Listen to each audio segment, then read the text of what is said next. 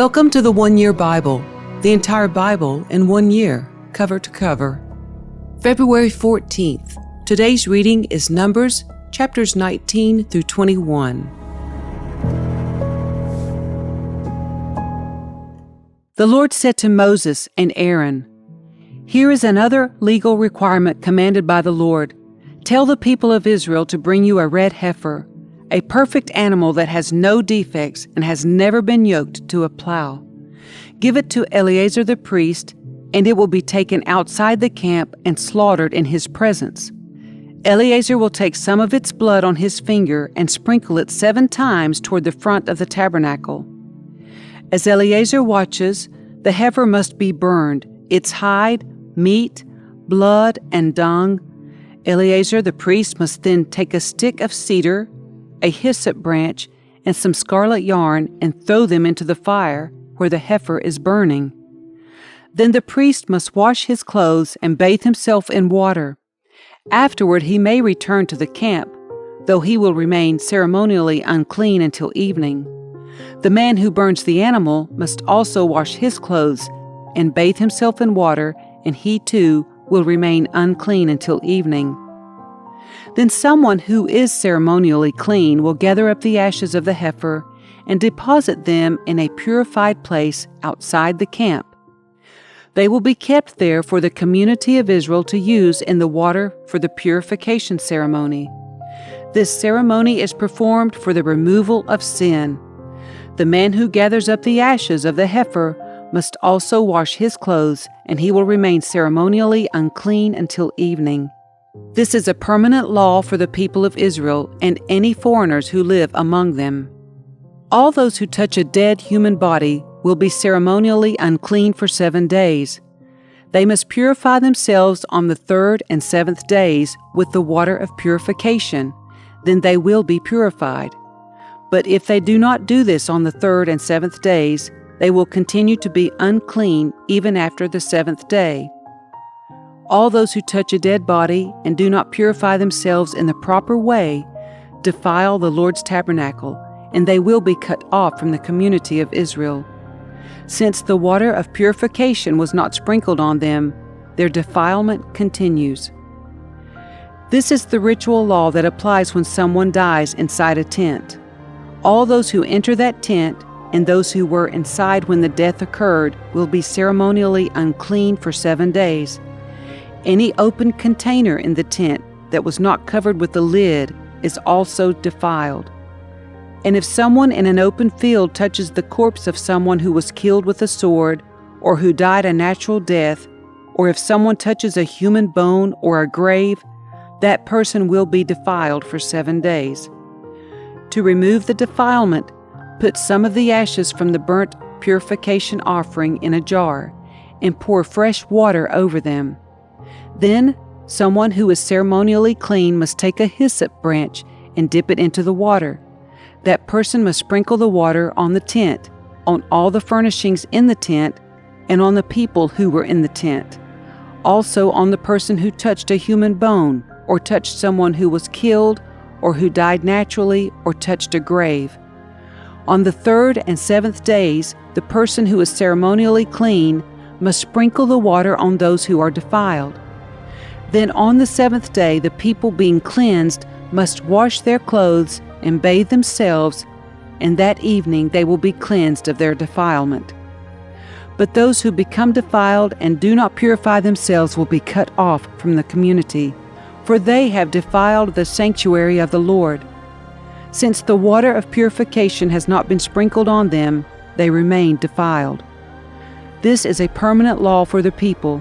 Those who sprinkle the water of purification must afterward wash their clothes, and anyone who then touches the water used for purification will remain defiled until evening. Anything and anyone that a defiled person touches will be ceremonially unclean until evening. In the 1st month of the year, the whole community of Israel arrived in the wilderness of Zin and camped at Kadesh. While they were there, Miriam died and was buried. There was no water for the people to drink at that place, so they rebelled against Moses and Aaron. The people blamed Moses and said, "If only we had died in the Lord's presence with our brothers! Why have you brought the congregation of the Lord's people into this wilderness to die, along with all of our livestock? Why did you make us leave Egypt and bring us here to this terrible place? This land has no grain, no figs, no grapes, no pomegranates, no water to drink." Moses and Aaron turned away from the people and went to the entrance of the tabernacle, where they fell face down on the ground. Then the glorious presence of the Lord appeared to them, and the Lord said to Moses, "You and Aaron must take the staff and assemble the entire community. As the people watch, speak to the rock over there, and it will pour out its water. You will provide enough water from the rock to satisfy the whole community and their livestock." So Moses did as he was told. He took the staff from the place where it was kept before the Lord. Then he and Aaron summoned the people to come and gather at the rock. "Listen, you rebels," he shouted. "Must we bring you water from this rock?" Then Moses raised his hand and struck the rock twice with the staff, and water gushed out. So the entire community and their livestock drank their fill.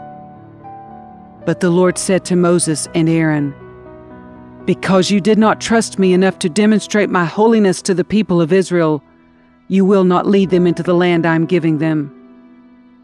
This place was known as the waters of Meribah, which means arguing, because there the people of Israel argued with the Lord, and there he demonstrated his holiness among them.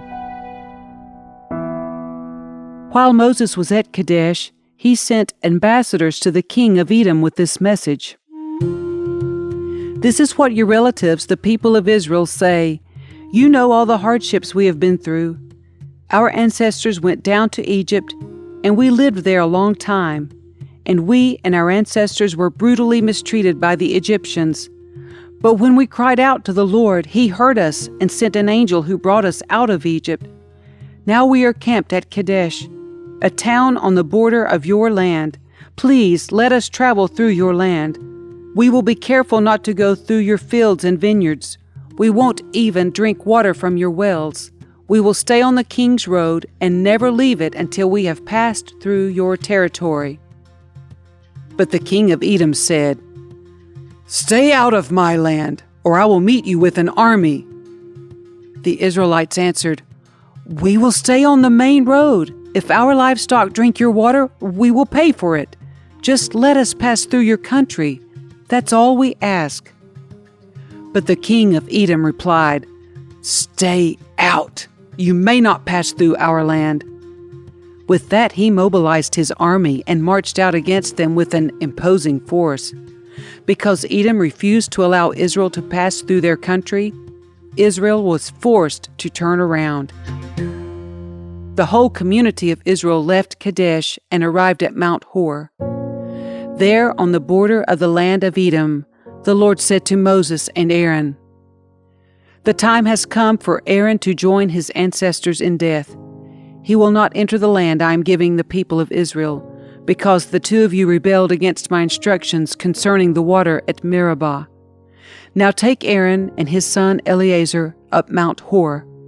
There you will remove Aaron's priestly garments and put them on Eleazar his son. Aaron will die there and join his ancestors."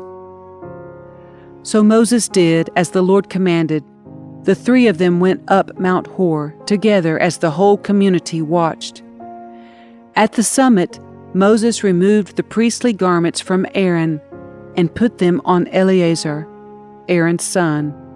Then Aaron died there on the top of the mountain, and Moses and Eleazar went back down.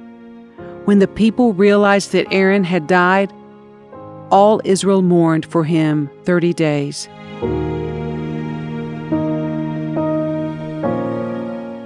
The Canaanite king of Arad, who lived in the Negev, heard that the Israelites were approaching on the road through Atharim. So he attacked the Israelites and took some of them as prisoners. Then the people of Israel made this vow to the Lord: "If you will hand these people over to us, we will completely destroy all their towns." The Lord heard the Israelites' request and gave them victory over the Canaanites. The Israelites completely destroyed them and their towns, and the place has been called Hormah ever since. Then the people of Israel set out from Mount Hor, taking the road to the Red Sea, to go around the land of Edom. But the people grew impatient with the long journey, and they began to speak against God and Moses. "Why have you brought us out of Egypt to die here in the wilderness?" they complained. "There is nothing to eat here, and nothing to drink, and we hate this horrible manna." So the Lord sent poisonous snakes among the people, and many were bitten and died. Then the people came to Moses and cried out, "We have sinned by speaking against the Lord and against you. Pray that the Lord will take away the snakes." So Moses prayed for the people. Then the Lord told him, "Make a replica of a poisonous snake and attach it to a pole. All who are bitten will live if they simply look at it." So Moses made a snake out of bronze and attached it to a pole. Then anyone who was bitten by a snake could look at the bronze snake and be healed. The Israelites traveled next to Oboth and camped there. Then they went on to Abiram in the wilderness on the eastern border of Moab. From there they traveled to the valley of Zered Brook and set up camp. Then they moved out and camped on the far side of the Arnon River in the wilderness adjacent to the territory of the Amorites. The Arnon is the boundary line between the Moabites and the Amorites. For this reason, the Book of the Wars of the Lord speaks of the town of Vaheb in the area of Suphah and the ravines of the Arnon River, and the ravines that extend as far as the settlement of Ar on the border of Moab. From there the Israelites traveled to Beer, which is the well where the Lord said to Moses, "Assemble the people, and I will give them water." There the Israelites sang this song, "Spring up, O well, yes, sing its praises. Sing of this well, which princes dug, which great leaders hollowed out with their scepters and staffs." Then the Israelites left the wilderness and proceeded on through Mattanai, Nahaliel, and Bamoth. After that, they went to the valley in Moab, where Pisgah Peak overlooks the wasteland. The Israelites sent ambassadors to King Sihon of the Amorites with this message: "Let us travel through your land.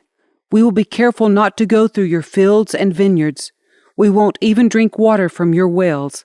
We will stay on the king's road until we have passed through your territory."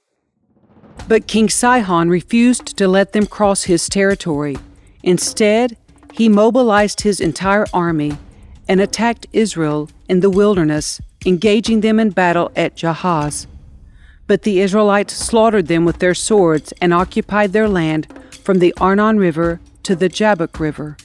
They went only as far as the Ammonite border because the boundary of the Ammonites was fortified.